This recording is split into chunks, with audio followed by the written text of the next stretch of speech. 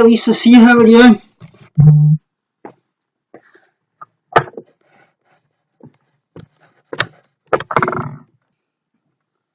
Laura as well. Can everybody hear me properly?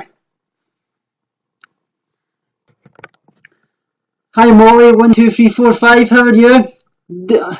I'm getting there, I'm just pushing on as best as I can. We've got a lot of things going on at the moment. Me and my wife are getting ready to move and things, so we've got a new house that we're hopefully moving to, so it's a lot of work to go on. Nice to see you here, Frankie. Let me try and fix my table here a bit. Too high up. So I've actually got the White Pariah. She's going to be coming on and having a chat about mental health and such like. She's going to be asking me some questions and things like that. But I hope all you guys are doing amazing. Like I say, it's going to be a busy few weeks, obviously, with my moving house and things. Me and my wife are going to be run off our feet. I hope you're doing well, Frankie. I've been thinking of you and I'm sending you all my love and support. You know that. It's great to see that you are open and honest about things, and it's really amazing to see. I know that was really, really hard for you, and I know that only too well. I've been through that myself. I was actually going to touch upon as well, there was actually a new study that's actually been out. It says it's a new study for the Columbia University has identified for the first time what's going on in the brain of anorexics when they make a decision of what to eat. By using fMRIs, the researchers found that when they decide what to eat, people with anorexia were engaging in a different part of the brain that is associated with a habitual control of actions, rather than the part of the brain which is associated with values. Basically, that suggests that anorexics don't decide what to eat or not to eat because they want to lose or gain weight. The brain has just basically got into this kind of habitual habit of deciding not to eat. The part of the brain they're actually using is different from the part of the brain of somebody in its healthy brain. The actual researcher actually says, she said while the study was basically small, 21 participants with anorexia, it says 21 did not seek out to look for treatment options. There were some implications for parents struggling with an anorexic child. So that's great to see that it actually shows that we actually do make decisions about eating or not eating in a different part of the brain. Nice to see you here, White Pariah. It said that they said that another way that the study may obviously help is parents in addressing that this is a brain problem and not a willpower problem. It says parents seem to find it helpful to understand that something is happening when behaviours have gotten out of control. So it's great to actually see, like I say, to actually know that they're actually making a stride forward and actually seeing that we're not actually doing it for any kind of behaviour to actually seek like attention and such likes. Molly says, Frankie, I saw your video, good job when you open up, so I believe that exactly, she was really, really brave. Hi Kayleen C, nice to see you here.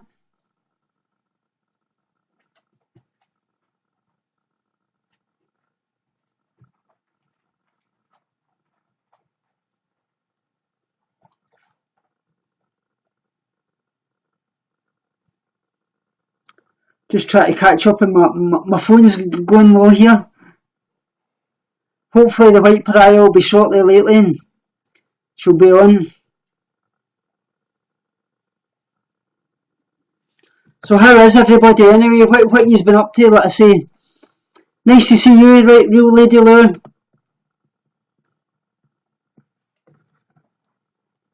I've been quite busy as well. I'm actually doing a lot for the Challenge 22 mentoring group, trying to help people transition to the vegan lifestyle. So that's been taking up a lot of my time as well. Like I say, I've been absolutely run off my feet with that. Nice to see that you're hanging in there. Just keep hanging in there. That's what we're all here for. We're all here to support one another.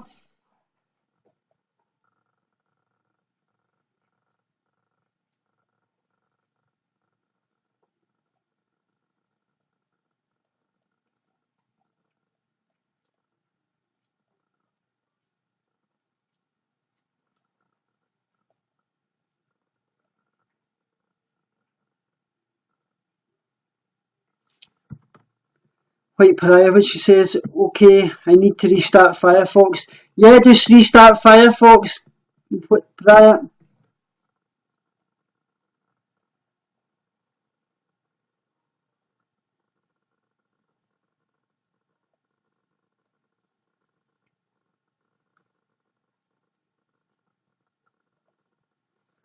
Kayleen says, I've been better, I've relapsed a couple of days ago, but I'm optimistic that I'll get there. My heart goes out to you, Kayleen. Like I say, just keep pushing on. Like I say, we all get, as they say, recovery's not linear, it's got bumps in the road, and we basically get into the habit of thinking a failure and such like. We're not a failure. Like I say, if recovery was easy and straightforward, we wouldn't be going through all of this. Like I say, I always use the little kind of connotation that God only gives his greatest battles to his greatest warriors, and that's the actual truth.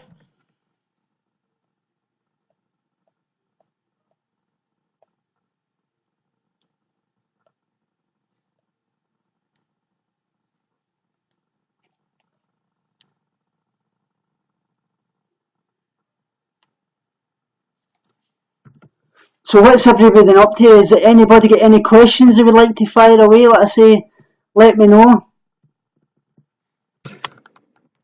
I've got an absolutely lot that I want to achieve this year, like I say, but I need to achieve everything by getting myself into that happy place.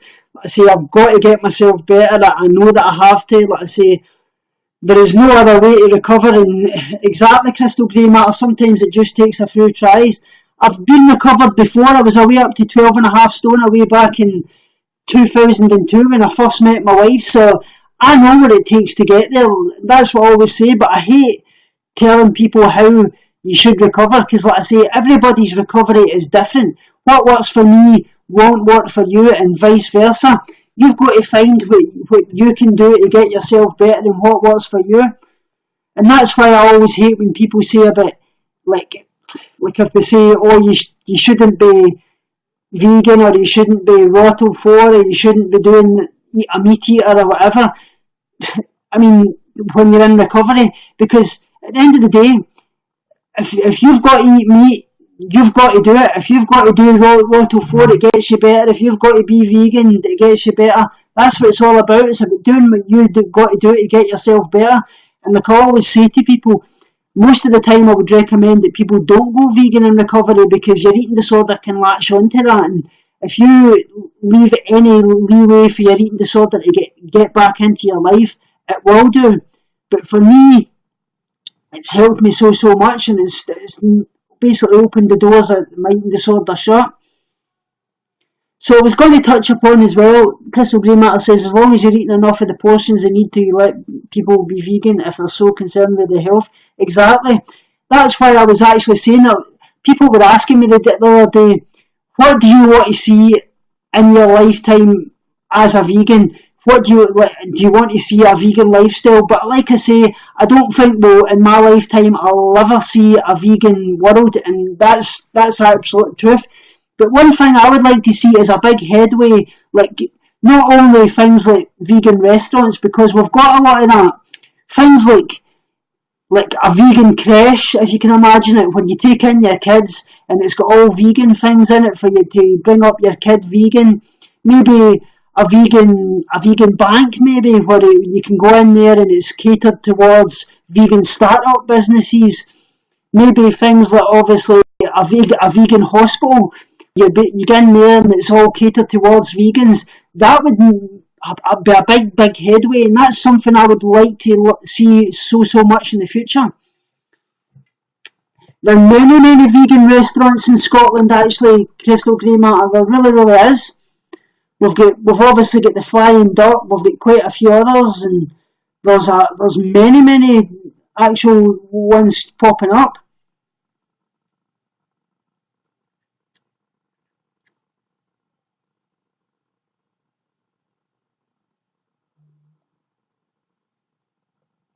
I've got quite a lot of ones here.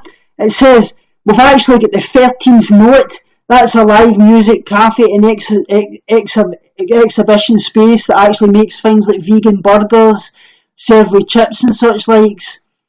And we've got the Mono, which is another bar. We've got Yusha's Indian Street Food. We've got the Stereo Bar. We've got the 78 Bar. We've got the Saramango Cafe Bar. We've got the Flying Duck, who I actually go to quite a lot. They do like the vegan fete and such likes. We've got the La Favorita Pizza. That's another vegan shop. The Hanoi Bike Shop. That's a Vietnamese canteen that make their own tofu and such likes as well. We've actually got Tapa Coffee House. That's another vegan bakery and coffee shop. Nice to see you, Vegan James. Hope you're doing well. And we've got the River Hill Coffee Shop as well. They do a lot of vegan options. We've got the Red Onion Restaurant is another vegan one. We've got the Squid and Whale. It's basically, it says if you're in the mood for something spicy, the Squid and Whale's authentic Mexican food should fit the bill. Vegan options are clearly marked on the menu. It includes seitan, tacos, and chocolate torte. But like I say, I would feel bad going in there because it serves things like squid and such like. So that's I would be worried. But I hope that they separate their vegan options for the things like the squid and such likes. We've got the high tea at the Blyfoot Square. There's tons of vegan options. There really is in Glasgow. So hopefully White Pariah's in the guest queue. I'll guest her now, guys.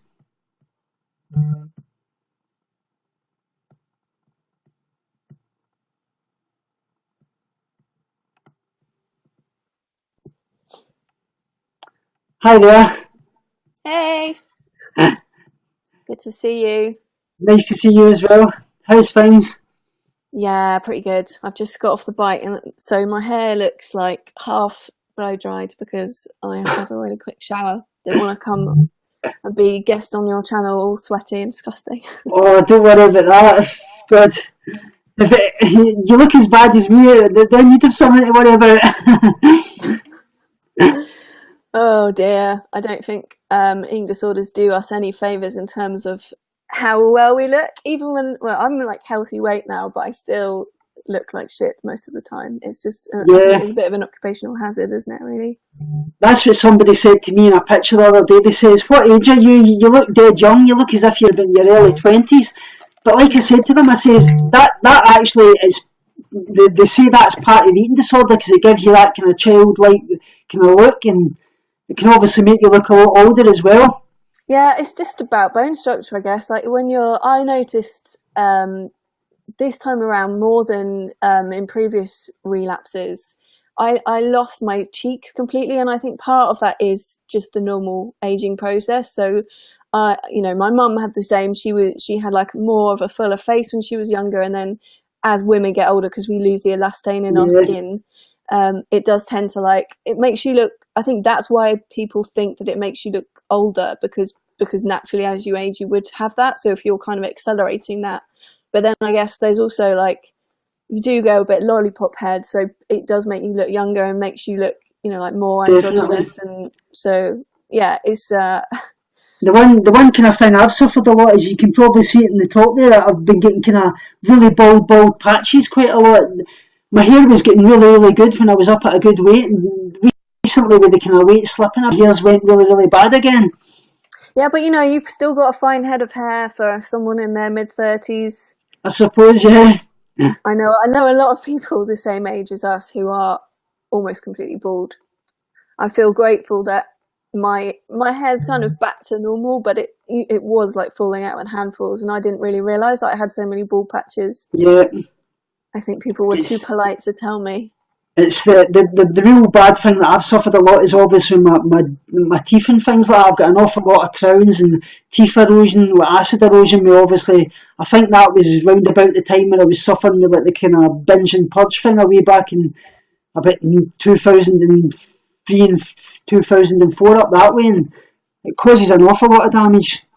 Yeah, I just went to the dentist actually, and he was saying that, because I don't have any fillings at all, so I'm quite lucky. My teeth started out quite strong, and considering my dad, all his teeth had fallen out by the time he was 40, because he had periodontitis or whatever the gum disease is that gets into the bone. So, but when your teeth are there, they don't change. So I always thought having a calcium deficiency would affect the strength of your teeth, but it doesn't. What it does do is weaken the bone. So if it gives a chance for the bone to hollow out and for infection to get in, then that would be a reason why you might lose your teeth. But then otherwise, most people just have acid erosion. Like you say, I've got at the top of my front teeth quite severe, you can't really see it unless you look very closely, but erosion from drinking, because the first thing I do when I get up in the morning is drink a can of energy drink. I know it's disgusting and people I work with think I'm crazy. This is my addiction, Pepsi Max. I fill up in that constantly, and I always say that's just to give yourself the illusion that you're fooling. But what he did say, if you want to avoid more damage, use a straw. I don't actually. My wife does that actually, but she doesn't drink like hardly any. She like drinks like obviously diluted juice, and she drinks like one coffee a day. My wife's great with that, and I should probably follow her rule. It's hard though, isn't it? Because it's comfort. It's like things that you have as part of your daily routine. And I know if I could change it. I could get over it. It would take me a few days. But it's just something that I find comforting. It means I can get on and do what I need to do because I've had my energy drink for the morning and I'm good to go. Even if it hasn't really woken me up, it doesn't really have any effect anymore. I don't know if you feel like caffeine has any effect on you still, but... If it's trying to kind of do such like... Your sound's gone funny. Is that just me? Can you guys still hear Tommy? Can you still hear me?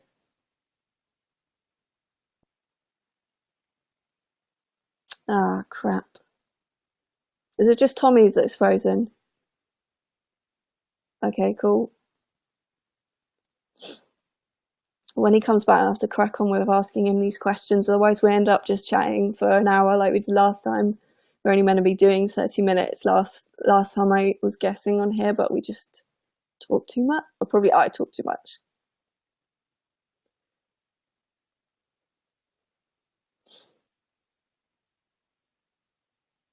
Oh, it's like that awkward tumbleweed moment, isn't it?